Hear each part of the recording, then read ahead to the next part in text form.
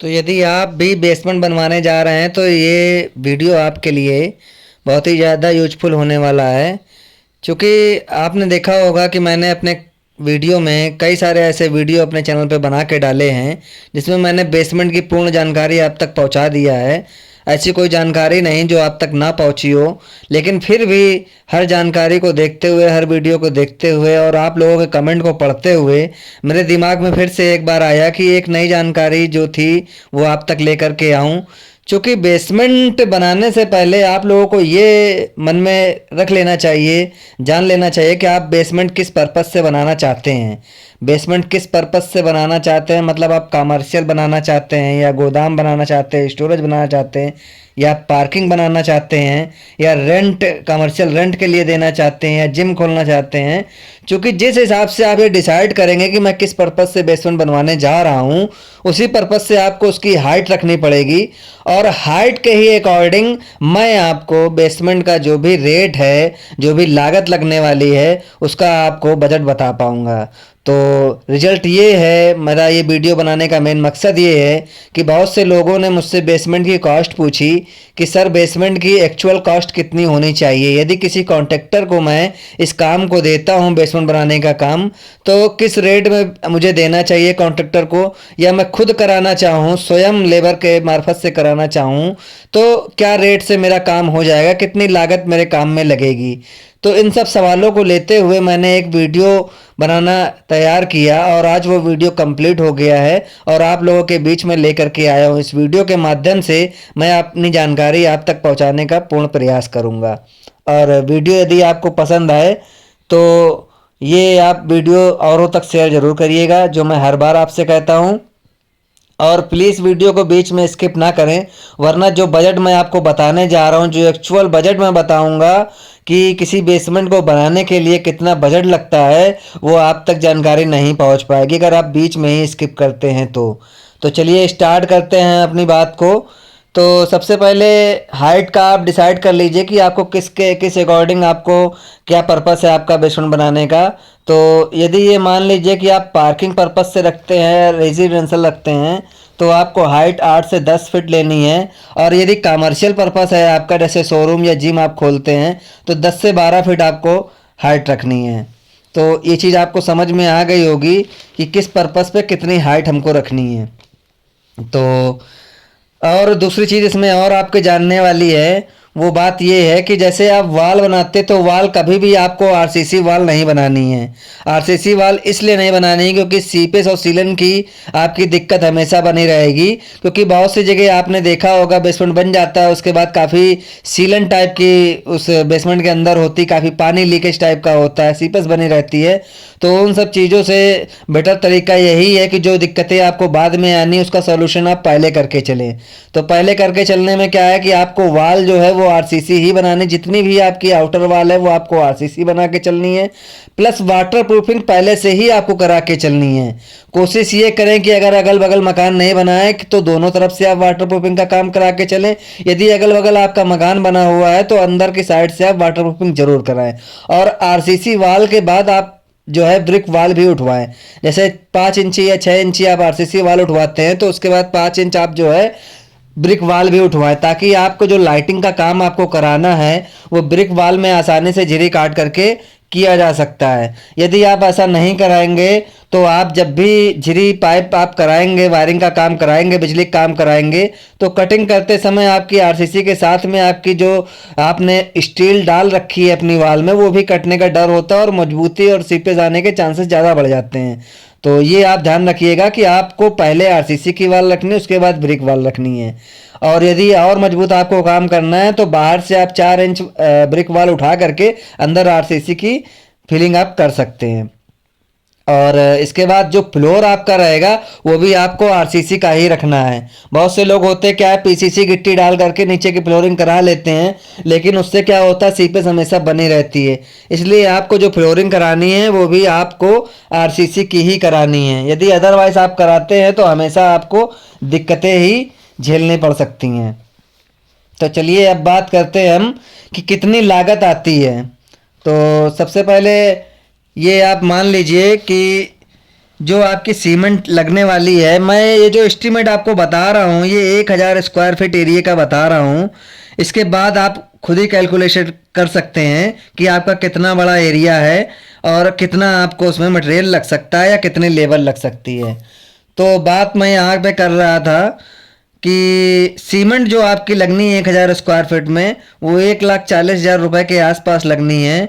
और जो ईंट आपकी लगेगी वो 90,000 रुपये के आसपास, मोरंग आपकी 60,000 रुपये, सरिया जो है वो 1.5 लाख रुपए के आसपास, और गिट्टी जो है वो 60,000 रुपये के आसपास। यहीं पानी की हम बात करें, चूँकि आप भी जानते हैं इन सब मटेरियल को यूज करने के लिए आपको पानी की आवश्यकता ज़रूर पड़ सकती है। तो पानी कभी कभी होता क्या, जब आप नई जगह कंस्ट्रक्शन करवा रहे होते तो पानी की व्यवस्थाएं नहीं होती हैं, तो वो भी एस्टीमेट मैंने इसमें जोड़ दिया है। तो 10,000 रुपये के आसपास आपका पानी उसमें लग सकता है। और मेन चीज़ होती है एक्जीवेशन, जिसमें आपका 50,000 रुपये का खर्च आ सकता है। ये तो हो गई आपका सिविल वर्क में जो मटेरियल आपका लगना है, और उसके अलावा सिविल वर्क में जो आपकी लेबर लगनी है। लेबर के लिए भी मैं अभी आपको बताता हूँ। जो आपकी लेबर लगेगी वो 80,000 रुपये के आसपास लगनी चाहिए। अब इसके बाद आते हैं इंजीनियरिंग, जो आप इंजीनियर के द्वारा नक्शा ड्राइंग आप कराएंगे, उसमें 30,000 रुपये के आसपास लगना चाहिए, क्योंकि 30 रुपये स्क्वायर फीट का रेट मैं पहले अपने वीडियो में आपको बता चुका हूं, जिसकी लिंक मैं डिस्क्रिप्शन में आपको बता दूंगा। उसके बाद शटरिंग का जो वर्क है वो 60,000 रुपये के आसपास खर्च आना चाहिए, और प्लम्बरिंग का खर्च जो है वो 60,000 रुपये लगना चाहिए। वायरिंग भी आपकी 60,000 रुपये के आसपास होती है 1000 स्क्वायर फीट एरिया में जब आप बेसमेंट का काम कराते हैं। ये सब एस्टीमेट मैंने इसलिए आपको बताया क्योंकि आप भी जानते हैं जब आप बेसमेंट का काम कराते हैं तो उसमें अधिकतर क्या होता है, 90% केसेस में बीच में कोई भी स्ट्रक्चर प्लान नहीं होता, यानी बीच में कोई भी वॉल नहीं होती, कोई भी कंस्ट्रक्शन नहीं होता है। जो भी होता है वो आउटर ही आपकी दीवारें होती हैं, जो कि आरसीसी होती हैं, फ्लोरिंग आरसीसी होती है और स्लेब आरसीसी होती है। तो ज़्यादा कंस्ट्रक्शन जो वर्क है वो आपके बेसमेंट में ज़्यादा नहीं होता है। इसलिए बेसमेंट का खर्च जो है वो मैंने अपने अकॉर्डिंग जो मैंने निकाला 1000 स्क्वायर फीट एरिया में कंस्ट्रक्शन कराने का, बेसमेंट बनाने का, वो मैं आप लोगों के बीच तक लेकर के आया हूँ। तो ये सब चीज़ें मैं आपको बता दिया मैंने, कितना मटेरियल कितना कहाँ कहाँ कैसे कैसे लगना है। और इसके अलावा ये मान लीजिए जो आप पेंटिंग कराएंगे उसमें 50,000 रुपये के आसपास आपका लग जाएगा। फ्लोरिंग में आपका 80,000 रुपये के आसपास, जो भी आप टाइल वर्क कराएं या कोटा लगवाएं जो भी कराएं। उसके बाद गेट जो है आप ये मान लीजिए 15 से 20,000 या 30,000 रुपये के आसपास, जैसा आप गेट पसंद करें। बेसमेंट में मेन डोर की मैं बात कर रहा हूँ, वो आपके ऊपर डिपेंड करता है आप कैसा पसंद करते हैं। तो ये सब एस्टीमेट मैंने आपको 1000 स्क्वायर फीट एरिया का बता दिया है। तो ये आप मान के चलिए कि मेरे हिसाब से टोटल जो आपका एक एक्चुअल लागत होती है जो भी बेसमेंट के कंस्ट्रक्शन में लगती है, जो स्क्वायर फीट रेट होता है, वो हमारे हिसाब से अगर आप मान के चले एरिया एरिया पे डिपेंड करता है।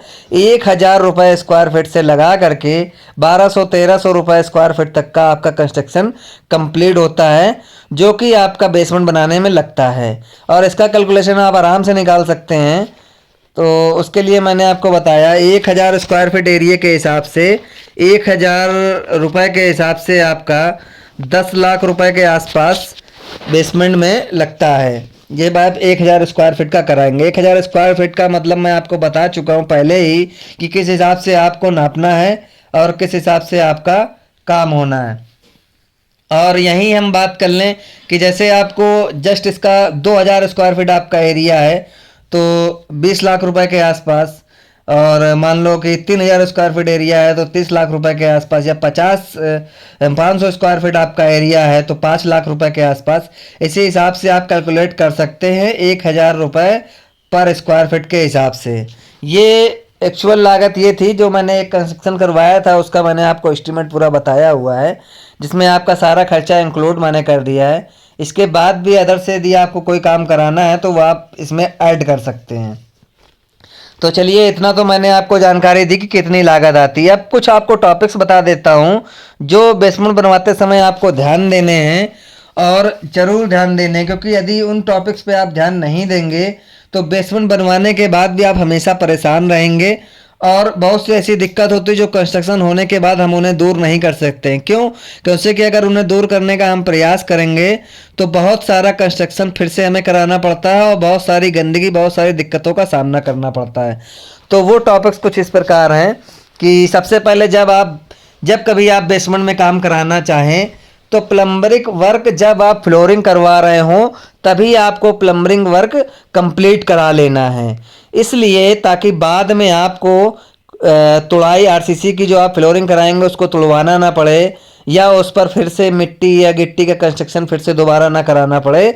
तो इसलिए जब आप आरसीसी की ढलाई कराएंगे मतलब फ्लोरिंग कराएंगे तभी उसी जाल के अंदर जो आपकी बोलते हैं जाली आप जो बनाते हैं 6 इंच बाई 6 इंच का जो आप जाल तैयार करते हैं फ्लोरिंग के लिए, उसी में ऐड करके आप अपने प्लम्बरिंग का वर्क करा सकते हैं। पहली चीज़।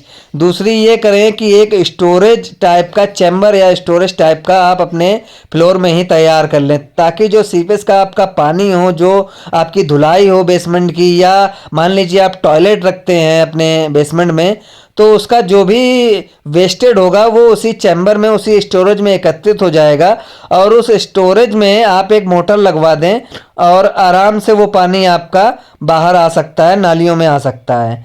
क्योंकि कि आप भी जानते हैं जब भी आप बेसमेंट कंस्ट्रक्शन करवाते हैं तो वह रोड लेवल से काफ़ी डाउन होता है, करीब ये मान लीजिए कि कम से कम 4 फीट और अधिक से अधिक बहुत हो सकता है।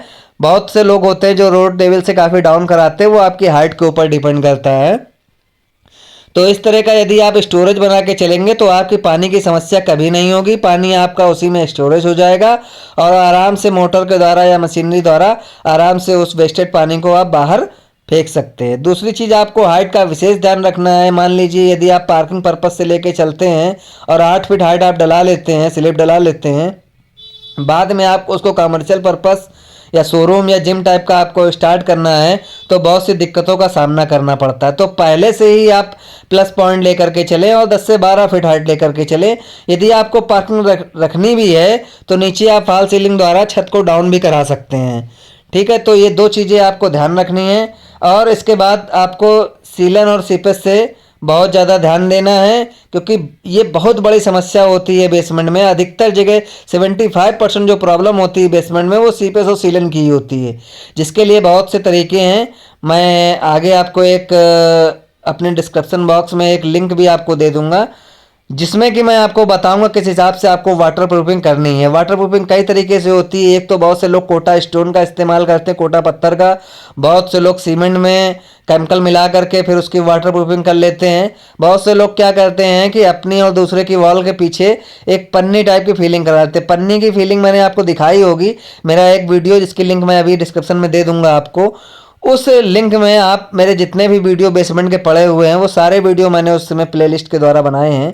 आप कोशिश करिएगा थोड़ा थोड़ा करके सारे वीडियो देखने की, और जो जानकारी इसमें रह गई हो उसको कमेंट द्वारा मुझे बताने की। मान लिया कुछ ऐसे टॉपिक है जो मैं ध्यान नहीं दे पा रहा हूँ और आप तक उसकी जानकारी नहीं पहुँचा पा रहा हूँ, तो आप उसको कमेंट में मुझे बताएं, और कमेंट में जानने के बाद मैं उस पर फिर से एक नया वीडियो बना करके आपके पास तक लेकर के आऊँगा। मेरा उद्देश्य यही है कि आपको पूरी जानकारी मिले किसी भी कंस्ट्रक्शन को कराने के लिए, चाहे वो मकान हो या बेसमेंट हो या स्लेब हो या ईंट का कंस्ट्रक्शन हो या किसी प्रकार का कोई भी कंस्ट्रक्शन रिलेटेड आपका टॉपिक है, आप मकान बनवा रहे हैं तो मुझे कमेंट कर सकते हैं। मैं जल्द से जल्द कोशिश करूंगा आपके कमेंट का आपको जवाब देने का। तो मैंने आपको बताया कि इस प्रकार से कई तरीके से सीलन और सीपेज को दूर किया जा सकता है, तो आप इसका विशेष ध्यान रखें, क्योंकि अगर इसका आप ध्यान नहीं रखेंगे तो आने वाले समय में आपको दिक्कतें हो सकती हैं। तीसरी चीज़ होती है, आप जब भी बेसमेंट बनवाएं तो वेंटिलेशन का विशेष ध्यान रखें कि आपके वेंटिलेशन किस तरीके से आप करेंगे जो कि आपके बेसमेंट में कभी अंधेरा ना हो। क्योंकि देखा होगा बहुत सी जगह लोग बेसमेंट बनवाते हैं, वेंटिलेशन का ध्यान नहीं देते हैं, तो हमेशा जो है अंधेरा बना रहता है बेसमेंट में, जिससे कि हमेशा बिना लाइट के या कभी लाइट चली गई या कोई फॉल्ट हो गई तो बेसमेंट में जाने से काफ़ी दिक्कतें होती हैं और काफ़ी अंधेरा होता है, तो उसका भी विशेष आप ध्यान रखेंगे।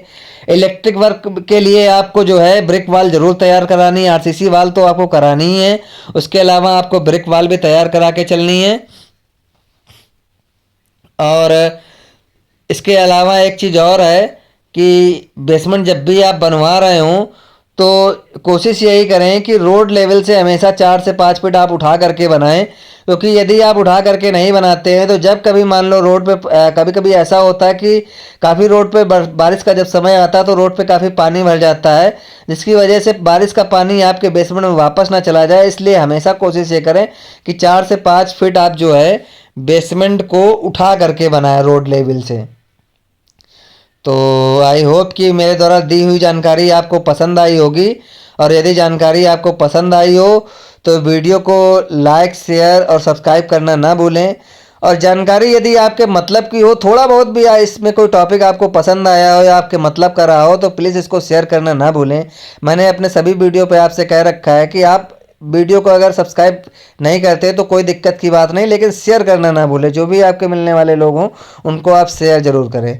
तो इसी के साथ ही मैं अपने वीडियो को ख़त्म करता हूँ, और नेक्स्ट वीडियो में फिर आपसे मुलाकात होगी। Thank you very much.